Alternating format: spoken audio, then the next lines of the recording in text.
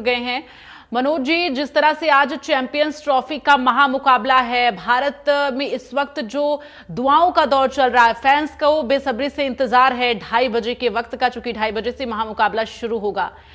आप क्या आज इस मुकाबले को लेकर कहना चाहेंगे और किस तरह से आपका आकलन क्या कहता है आज के मुकाबले को लेकर? देखिए, जहां तक रोमांच का सवाल है, एक हाई वोल्टेज मुकाबला है। हर कोई संडे को सुपर संडे बनाना चाहता है। क्रिकेट की दीवानगी जो है वो इस वक्त चरम पर है। हवन यज्ञ चल रहे हैं और उधर अल्लाह से इबादत का दौर पाकिस्तान में चल रहा है। 14 मार्च को होली का दिन है और मैं समझता हूं कि शायद 19 दिन पहले ही आज होली मनाने की तैयारी की जा रही है। 31 मार्च को ईद है और शायद पाकिस्तान के लोग जो हैं 36 दिन पहले ईद मनाने की तैयारी करें। लेकिन संभावना थोड़ी उनकी कम लग रही है, क्योंकि अगर आप परफॉर्मेंस देखें तो जो न्यूजीलैंड के खिलाफ उनका परफॉर्मेंस था और जो भारत का पहले मैच का परफॉर्मेंस है, दोनों में जमीन आसमान का अंतर। और मैं बहुत लंबे समय से जो क्रिकेट कवर कर रहा हूं, मैंने ऐसा लम्हा पहली बार आया है जब पाकिस्तानी अवाम और पाकिस्तान के जो पूर्व क्रिकेटर हैं वो पूरी तरह से भारत को फेवरेट बता रहे हैं। अब आप मुदस्सर नजर को देखें, 80 के दशक के महान खिलाड़ी थे। उन्होंने, वो दुबई में रहते हैं, वहां की कंडीशंस के हिसाब से उनका बहुत साफ तौर पर कहना है कि भारत फेवरेट है, जबकि वो पाकिस्तान से खेलते थे। वसीम अकरम साहब जो हैं स्विंग के सुल्तान माने जाते हैं और इन्होंने बहुत साफ तौर पर कहा है कि 60% भारत के जीत की संभावना है। बासित अली पाकिस्तान की तरफ से एक सेंचुरी भी बना चुके हैं और वो 70% जो है भारत की जीत की संभावना बता रहे हैं। शाहिद अफरीदी जो भारत के खिलाफ अक्सर कश्मीर के मामलों को लेकर काफी जहर उगलने का काम करते थे, वो आज जो है खुलकर कह रहे हैं कि भारत के पास एक नहीं कई कई मैच विनर्स हैं। तो जाहिर सी बात है कि अब भारत, क्योंकि बहुत अच्छी टीम है भारतीय टीम, और जो भारत पाकिस्तान क्रिकेट टीम का जो रोमांच है, मैं समझता हूँ बैसाखी पर आ गया है, क्योंकि अब पाकिस्तान की टीम में वो दम दिखाई नहीं दे रहा। और बस फिर मैं एक ही बात कहूंगा कि कभी भी कमजोर अपोनेंट को कमजोर नहीं समझना चाहिए, क्योंकि पाकिस्तान टीम जो है इस वक्त उसकी हालत घायल शेर की तरह है। क्योंकि यहाँ मैच हारे तो बिल्कुल गए, आप टूर्नामेंट से बाहर हो जाएंगे अपनी मेजबानी में। तो अब घायल शेर जो है, इन्होंने इस तरह के परफॉर्मेंस कई बार किए हैं। 1992 का वर्ल्ड कप याद कीजिए, 3 मैच हारे, चौथे मैच में हारते हारते बचे, बारिश ने बचा लिया, उसके बाद ये टीम चैंपियन बन जाती है। कभी बांग्लादेश से हारते हैं 1999 में, तब भी ये फाइनल में पहुंच जाते हैं। 2022 के T20 वर्ल्ड कप में देखें, तब ये फाइनल में पहुंचते हैं, तब ये जिम्बाब्वे से भी हार जाते हैं। तो अब बदस्तूर ये है कि मतलब ये टीम जो है इसको कभी भी आप हल्के से नहीं ले सकते, क्योंकि अगर आप स्टैंडर्ड देखेंगे दोनों का बहुत जमीन आसमान का अंतर है। इस वक्त पाकिस्तान के पास पुराने प्लेयर्स अब वैसे हैं नहीं जैसे कि पहले हुआ करते थे, लेकिन फिर भी आप एहतियात बरतना बहुत जरूरी होगा, अंडर एस्टिमेट नहीं करना होगा पाकिस्तान को।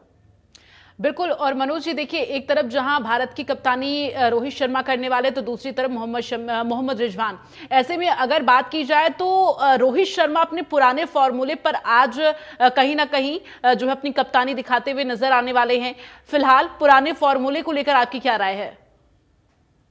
उनको, हमारी भारतीय क्रिकेट टीम की सबसे बड़ी विशेषता यह है कि हर एक को उसका रोल जो है वो डिफाइन किया गया है कि आपको ये करना है। वो शुरुआती ओवरों का फायदा उठाते हैं, क्योंकि जो पावर प्ले होता है उसमें 2 फील्डर जो होते हैं वो 30 गज के घेरे के बाहर होते हैं।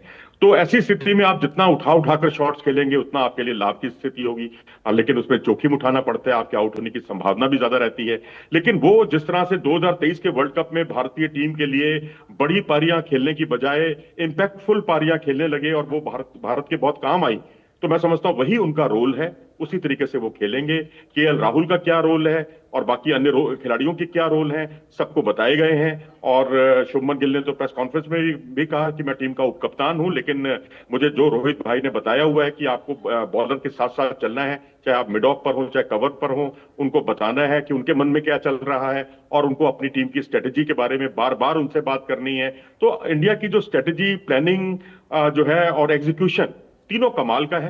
लेकिन वहीं पाकिस्तान का अगर आप देखेंगे, इन्हीं तीनों चीजों में पाकिस्तान टीम फिसड्डी साबित हो रही है। उनके पास अब कहां गए वो यूनिस खान, मोहम्मद यूसुफ या मिसबाउल हक जैसे प्लेयर या इंजमाम जैसे प्लेयर? अब उनके पास वो टैलेंट ना बल्लेबाजी में है, ना गेंदबाजी में है, ना वसीम अकरम या उस लेवल का कोई प्लेयर है। लेकिन फिर भी शाहिद शाह अफरीदी, शुरुआती ओवरों में हमें थोड़ा सा केयरफुल रहना पड़ेगा उनके सामने, क्योंकि उन्होंने कोलंबो में जो एशिया कप हुआ था वहां भारतीय टॉप ऑर्डर के सामने बहुत कई चुनौतियां खड़ी की थी। हारिस राउफ ने कई चुनौतियां खड़ी की थी वहां भी, और मेलबर्न में भी T20 वर्ल्ड कप के दौरान। तो मैं समझता हूं कि यहाँ अब भारतीय टीम का एक इम्तिहान है कि 10-15 ओवर आप किसी तरीके से उनकी गेंदबाजी के निकालें, और उसके बाद अगर बिना कोई विकेट खोए 10-15 ओवर निकाल लिए तो समझिए मैच आपकी मुट्ठी में।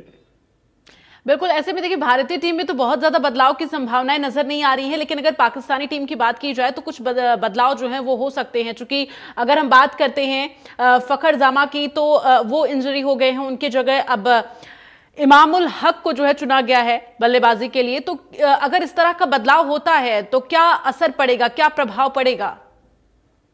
देखिए, बदलाव उनकी मजबूरी है, बदलाव उन्हें करना ही पड़ेगा। मैं तो ये कहूंगा कि इमामुल हक को आपको टीम में चुनना चाहिए था। वनडे के बहुत अच्छे प्लेयर हैं, 2023 के वर्ल्ड कप में वही अगुवाई कर रहे थे ओपनिंग की अब्दुल्ला शफीक के साथ। तो उनको ना रखना और फिर अब मजबूरी में रखना, दोनों में बड़ा फर्क होता है। क्योंकि कई ऐसे खिलाड़ी हैं जो स्कीम ऑफ थिंग्स में थे ही नहीं, उनको अचानक आपने टीम में शामिल कर लिया। तो मैं समझता हूं कि एक प्लानिंग की गड़बड़ी है, सिलेक्शन कमेटी के एरर्स हैं उनके। क्योंकि टैलेंट की पाकिस्तान में कमी नहीं है, लेकिन मौके दिए जाने को लेकर मैं समझता हूं कि कब किसको मौका देना है, उसमें पाकिस्तान टीम चूक जाती है। इमामुल हक को आप पहले ही टीम में रख लेते तो शायद ये नौबत ही ना आती। क्योंकि उन्होंने बीच में जब वो खेले पाकिस्तान टीम की तरफ से तो कंसिस्टेंटली उन्होंने रन बनाए हैं।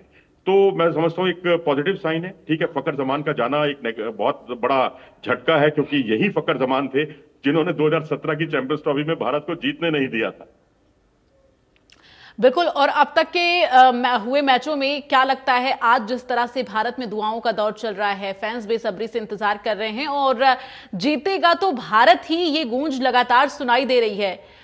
क्या ये उम्मीदें किस तरह से पूरी होती हुई नजर आएंगी? क्योंकि अब तक के मैचों को लेकर आपका आकलन क्या कहता है?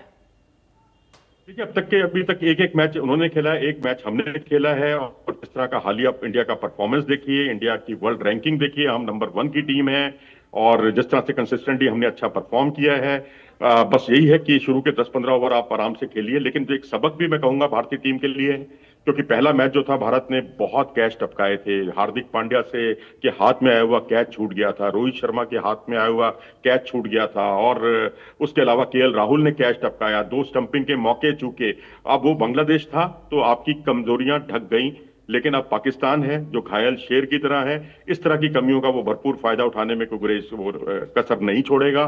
तो मैं समझता हूं कि जो गलतियां आपने की हैं उनसे सबक सीखिए। और दूसरी बात यह कि जो हमारे स्पिनर्स पर हमें बहुत भरोसा है, 28 ओवर की गेंदबाजी भारतीय स्पिनर्स ने की पहले मैच में, उसमें 1 ओवर में ही हमें विकेट मिल पाए। 27 ओवर तक हमारे स्पिनर्स भी जूझते रहे। ठीक है, रनों पर कंट्रोल किया, वो एक अच्छी बात है, लेकिन आपको रनों पर कंट्रोल ही नहीं करना, आप तो विकेट टेकिंग क्षमता आप में होनी चाहिए।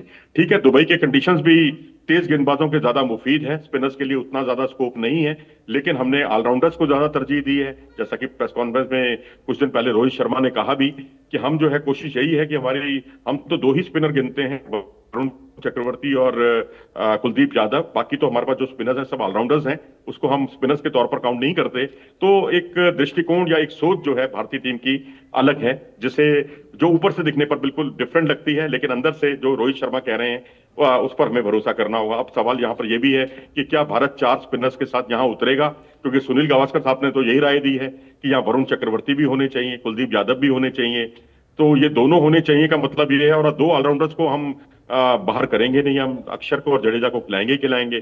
तो ऐसी स्थिति में अब जब टीम का जब टॉस होगा तो उस वक्त देखना ये बहुत दिलचस्प रहने वाला है कि क्या भारत इतना बड़ा जोखिम लेगा, क्या ऑल आउट जाएगा भारत। मेरे ख्याल से इसकी जरूरत नहीं है, लेकिन गावस्कर साहब ने कहा है तो इसके कुछ मायने नहीं। चलिए, बस चंद घंटों की देरी